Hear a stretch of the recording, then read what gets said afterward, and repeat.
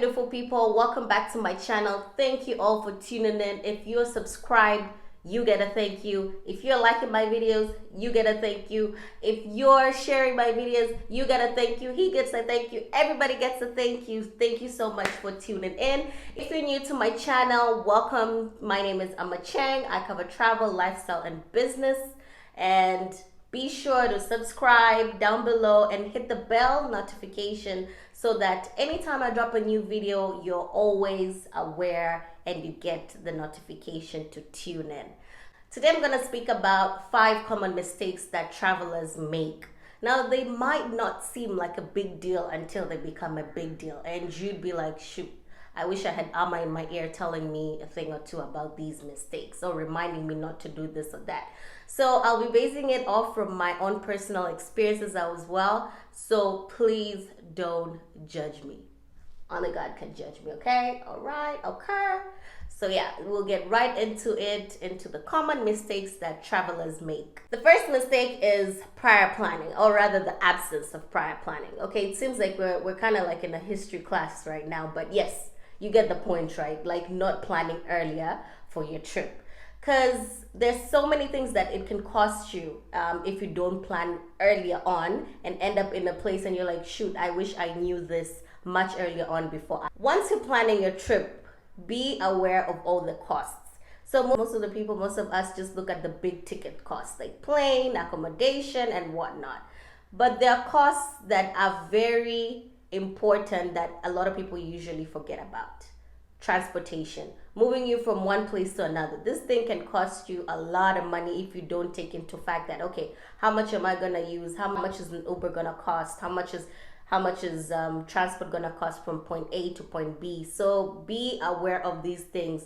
And the beauty about living in the 21st century and living in 2020 is that everything is on the internet. You can get everything that you need right on your phone or in the tip of your fingers. So just don't be lazy and Google. I notice how this small cost, which you might find small, can cost you a lot at the end of the day in my previous Dubai trip. And if you haven't checked out my Dubai videos, I have so much content in it, so be sure to check it out. Back to the story. So I didn't factor in a big transportation budget, but then moving from one place to another can cost you money. So in the first few days, I was using a lot of Ubers and whatnot, and their taxis, their local taxis over there, and the local Uber company, I forgot the name. But then later on, I got to realize they have the metro and they have a transportation system, the bus, that is super good and super affordable. So you need to be aware of these things that exist in the place that you're in. It can save you a coin or two, or it can help you meet your budget. So be aware of those small costs that you think are small, but at the end of the day, they really would matter. So there's transport, there's food. Look at your trip in a 360 view. So everything that you think that you need, budget for it prior so that it doesn't cost you at the end. Talking about costing you at the end as well, again, back to my Dubai trip, check out the weather.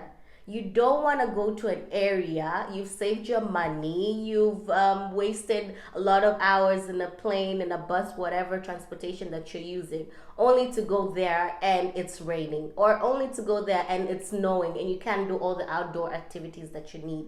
So be sure also to check out the weather in the area. When is it the best time to go? When is this cheaper if you're trying to save money? So you'd see that going in peak season where there are a lot of tourists maybe going to Italy during the summer, it will be much more expensive and much more crowded than if you go in another season where it's less crowded.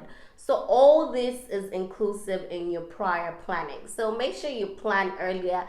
And as I say, Google is your friend. You can just Google anything and you can get your information right away. The second mistake is not carrying your medicine.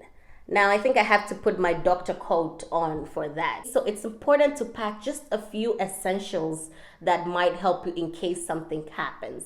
So I remember once I was in South Africa and I went during the winter season. I'm asthmatic, but I usually don't get attacks. So it was years since I had gotten like the last attack. So I was like, I'm not going to carry my inhaler because I don't think I'm going to need it. Woo, surprise, surprise. I surprised myself. So I had to start looking for like shop or like those pharmacies so that I can buy medicine.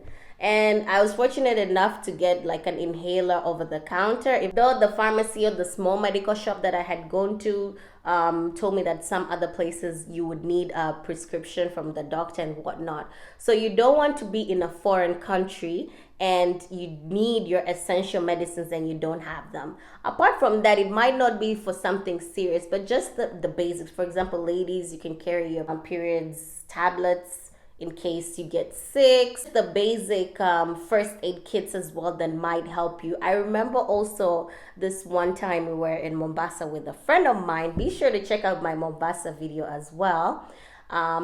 She got hurt. We were going to a restaurant or something of that sort, and we were in a tuk-tuk, a bajaj, and then she got hurt while she was coming off the bajaj, and it was a pretty bad cut.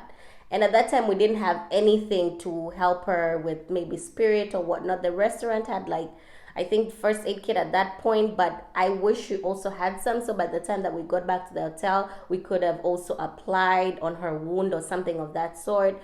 So it's good to carry just small basics, you know. You don't have to carry the whole hospital with you, but just small basic pills or medicine that might help you for here and there. So it's important. It's something minor and something that we usually take for granted, but I think it can come pretty handy when you need it.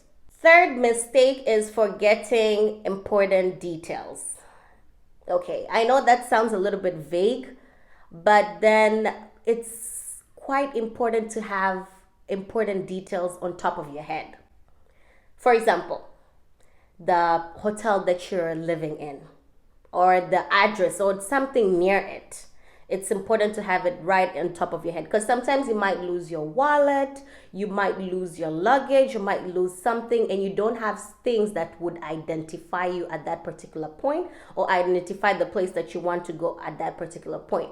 So I think it's very important to remember just the basic stuff.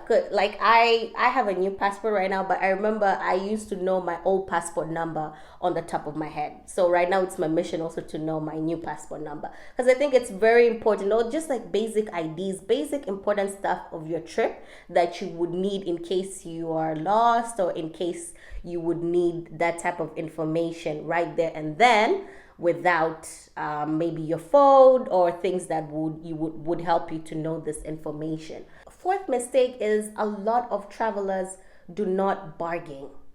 Like literally, we take it from face value. You're told that something is X price and you're like, okay, let me have it. I think we have that like inferiority, maybe complex at that time, because you're like, I'm in a foreign land, whatever, maybe this is their pricing and I don't know it. But no matter what land you're in, a bargain is a bargain. Of course, it's good to support small businesses if you can, and if you want to, that's fine.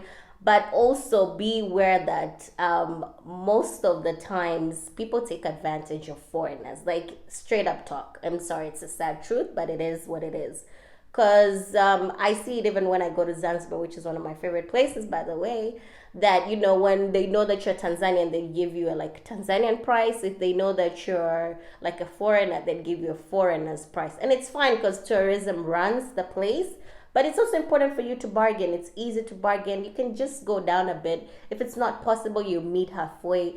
But always try to bargain something. Don't take something out of face value. Always bargain a little bit. And Google helps you a lot. So before you go to a place, try Googling the prices to get like a estimated value of what things cost. But at the same time, bargain always helps. Nothing is too high or too low to bargain, in my opinion.